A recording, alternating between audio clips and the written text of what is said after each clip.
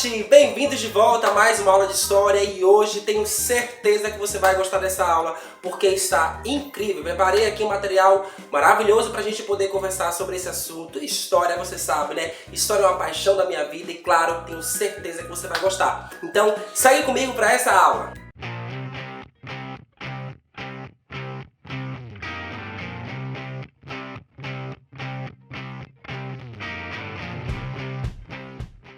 É claro que você já sabe que o espaço rural é aquele tipo de lugar onde se parece com uma fazenda, com uma roça, com um sítio, com uma chácara, onde tem ali a criação de animais. Mas será que o espaço rural brasileiro sempre foi o mesmo? No vídeo de hoje nós vamos descobrir como era o espaço rural brasileiro um pouquinho antes da chegada dos portugueses e começaram a transformar este espaço que já tinha um dono. Primeiro que nós temos que lembrar como era esse território antes da chegada dos portugueses. Então você e eu já sabemos que aqui moravam os indígenas. Eles eram os responsáveis, os primeiros moradores aqui dessas terras que não se chamavam Brasil. Então era um território cheio de matas, um território de floresta, um território completamente natural, onde ali tinham animais, onde tinham árvores que esses portugueses nunca tinham visto antes. Aliás, nem os animais que eles aqui viram pela primeira vez, eles já haviam conhecido em alguma outra parte do mundo.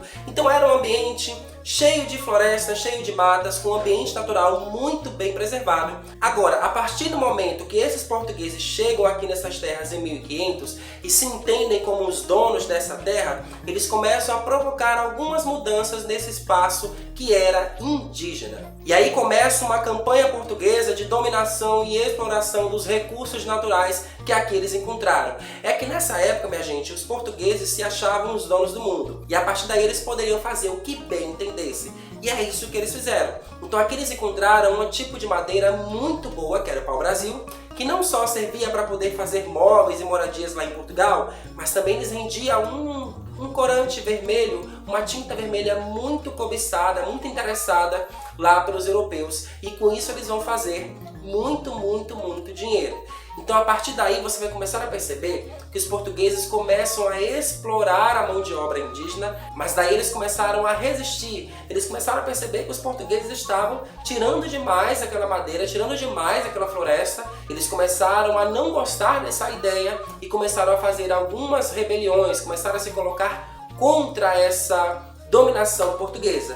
E aí a alternativa dos portugueses foi escravizá-los. Então eles começaram a forçar os indígenas a fazer todos os trabalhos que eles necessitavam. E o principal deles era essa exploração do pau-brasil. Então veja que interessante, aquele ambiente natural que era dominado pelos indígenas que viviam aqui, eram povos completamente diferentes, que tinham uma relação de harmonia e beleza com a natureza, começa a ser modificado pelos portugueses e agora, minha gente, isso começa a ficar cada vez mais forte. Os portugueses começam a dominar cada vez mais esse território brasileiro e começam a provocar profundas mudanças, inclusive na forma desse território. E tem mais um detalhe, os portugueses começam a ocupar cada vez mais esse território porque outros países começam também a querer invadir esse território aqui para poder dominar e também ter o seu pedacinho de terra lá para o seu país. Acontece que Portugal, para proteger e defender dos seus invasores,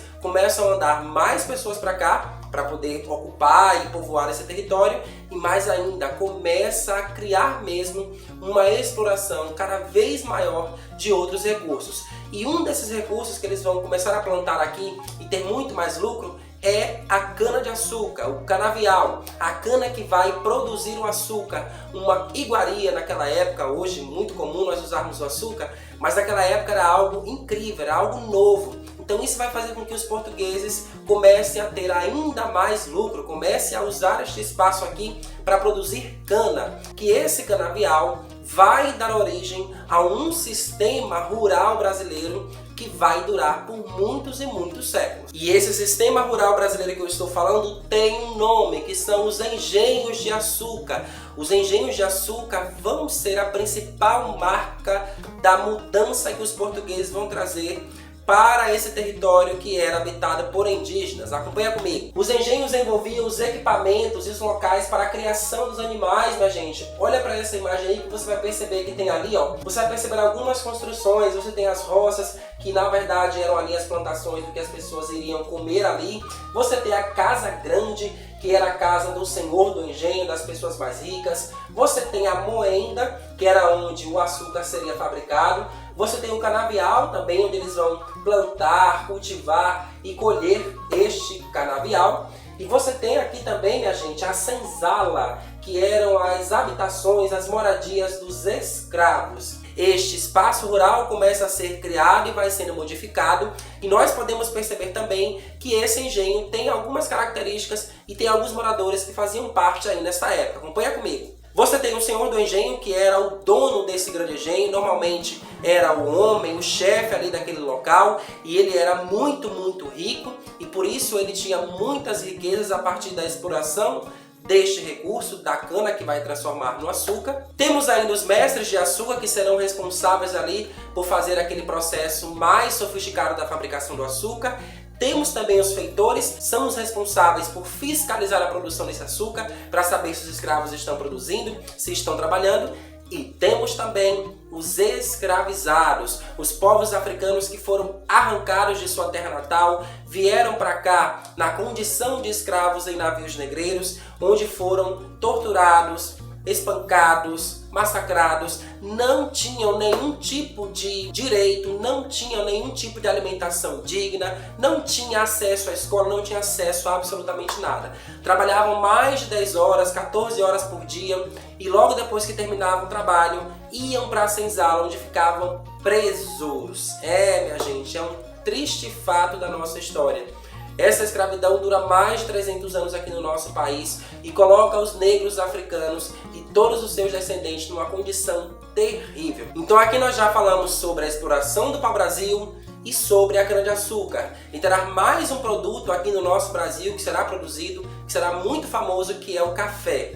O café vai se tornar o principal produto cultivado aqui no Brasil e vai ser vendido para o mundo inteiro. Eram produzidos nesses grandes cafezais, eram os famosos barões do café, e eles tinham fazendas imensas de café e tinham muitos escravos para trabalharem nessas lavouras. Minha gente, os escravos já trabalhavam na produção do açúcar e logo depois também vai trabalhar na produção do café, e esse espaço rural aí, lá dos engenhos e também das fazendas de café, vai criando um novo modelo de espaço rural para o nosso Brasil. Porém, minha gente, a partir de 1850, o Brasil começa a ter algumas mudanças. Começa a receber imigrantes, que são pessoas que vêm de outros países, para trabalharem nas fazendas de café.